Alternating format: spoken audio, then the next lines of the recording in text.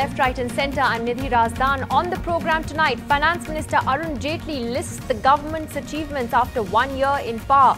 Says the environment of gloom is over. Have Achche Din really arrived, or is there still a long way to go? Decisiveness, even in the face of obstructionism, has been an important hallmark as far as this government is concerned. There is absolute clarity with regard to the direction in which the government wants to move. और वो जो दिशा है,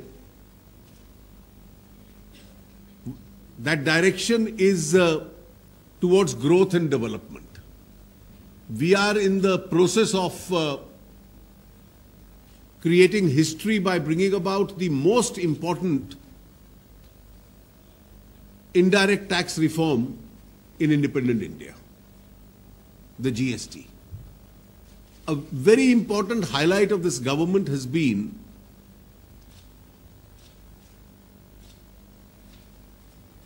to give a corruption-free administration to this country. There was a general environment of gloom. उसके स्थान पर एक उत्साह का माहौल देश में बना है. My party's views on this matter are known to everybody. But so far the policy formulated by the previous government is continuing. And that is the position.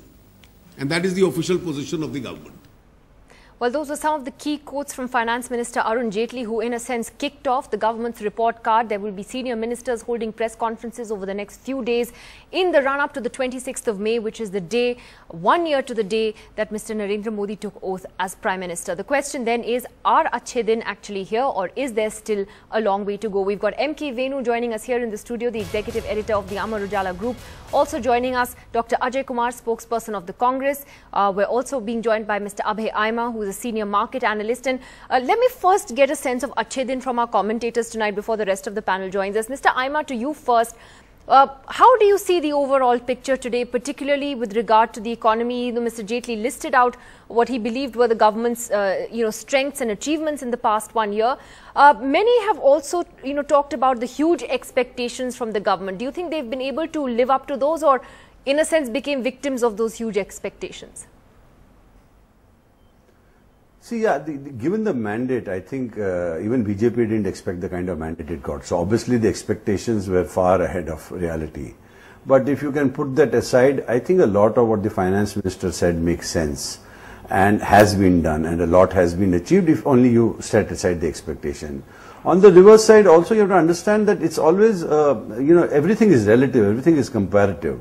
Now, just before this, much to the the 5 years of governance that we had by the previous regime was a totally era of non-governance.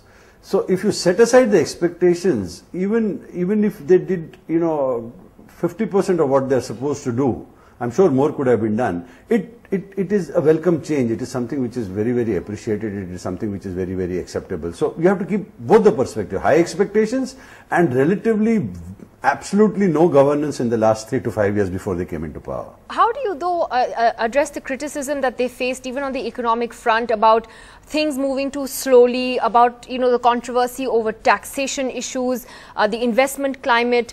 How do you look at those particular criticisms? You're asking me? Yeah.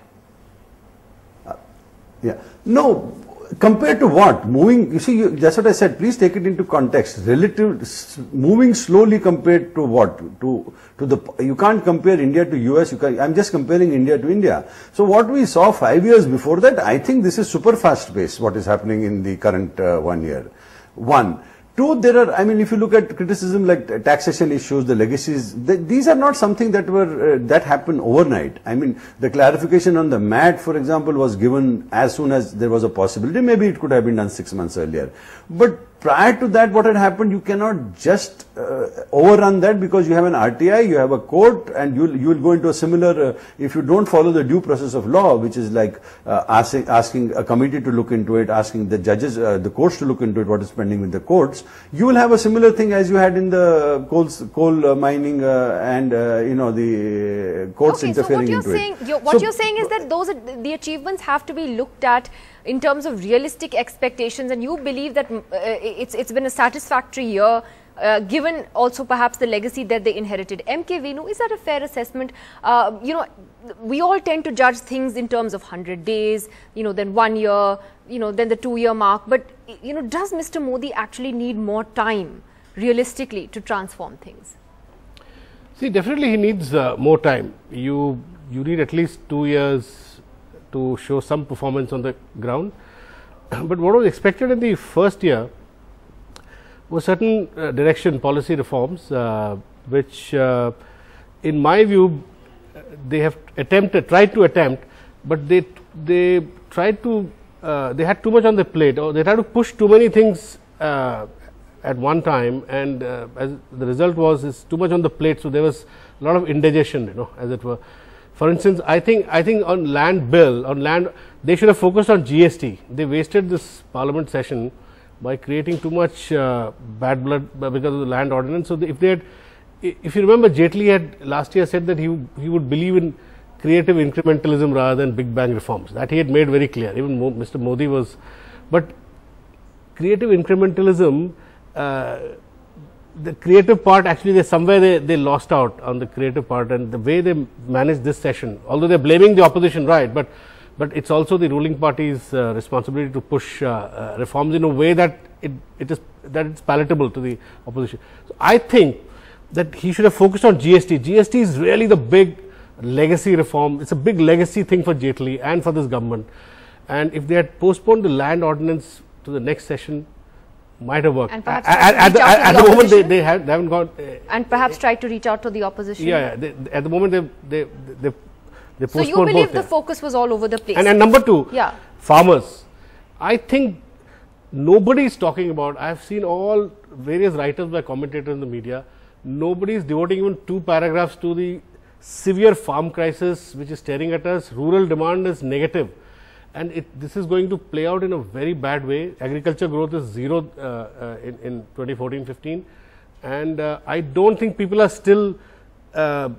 It's still gone down. People still understood what's happening to the farm economy. The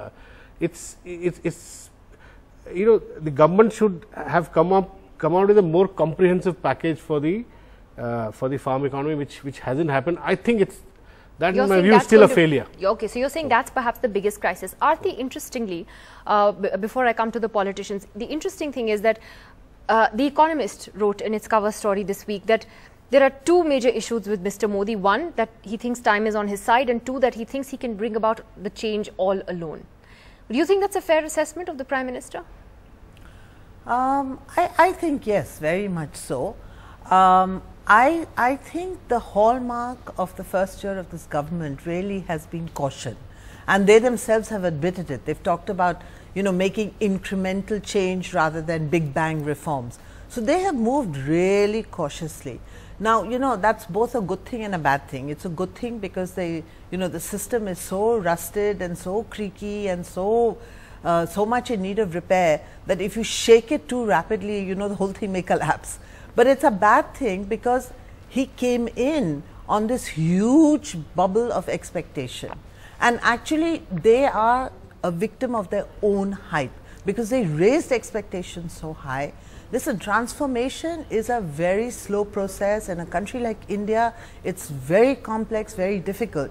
They came up, for instance, with some very good schemes like Swachh Bharat, Jan Dhan Yojana and so on. But when you look at the actual implementation on the ground, the schemes are flagging. I mean, Swachh Bharat, for instance, has disappeared, off the map. And as far as Jan Dhan Yojana is concerned, I mean, the reports that come in from remote rural areas, the difficulties that people are encountering to actually get those accounts going, or the number of accounts that have opened but are lying dormant because there's no money in those accounts, so no transaction taking place. So, transformation is a very difficult task. Now, election jumlas are fine, you know, you use rhetoric to win an election. I think where the government, what the government should have done after they won was expectation management. And that they don't seem to have achieved very successfully in the first one. Okay, very interesting. A victim Actually, of their doing expectation management now. This whole thing about going out and telling people is actually expectation management. They're doing it, and you think it's been done too late. Let me get the Congress in. Dr. Achche Kumar, you know, Arun Jaitley said a very interesting thing today, which is something that the BJP has really been stressing on, that one of the important achievements they believe of the last 1 year has been a corruption-free administration. And the fact is that I'm sure even the Congress can't say today that everything has gone wrong in the last 365 days. Would you concede that, at least as far as on this issue of political corruption is concerned, there hasn't really been any scandal, you know, that has made a headline, and you know that is a positive, isn't it? You know, Nidhi, no scandal has made a headline doesn't mean that there is no scandal brewing. One of the important things is the Mines and Mineral Development Act is, you know, it needs a CAG review, and so we will see how as it progresses. But when I hear when I was hearing my colleagues from the Bharatiya Janata Party speak, one thing I'm amazed is that they seem to be a legend in their own head, because they keep promising, like Jan Dhan Yojana, like Aarti correctly said, out of 15 crore accounts, only hundreds have got overdraft facility. Imagine you create 15 crore accounts, and only in hundreds have they taken overdraft facilities. Swachh Bharat, farmer distress, you know, every aspect, the centralization of power, all files spent, there are ministers totally disempowered. So I can't figure out that there is nothing happening on the ground, and Mr. Jaitley is in Alice in the Wonderland on this issue.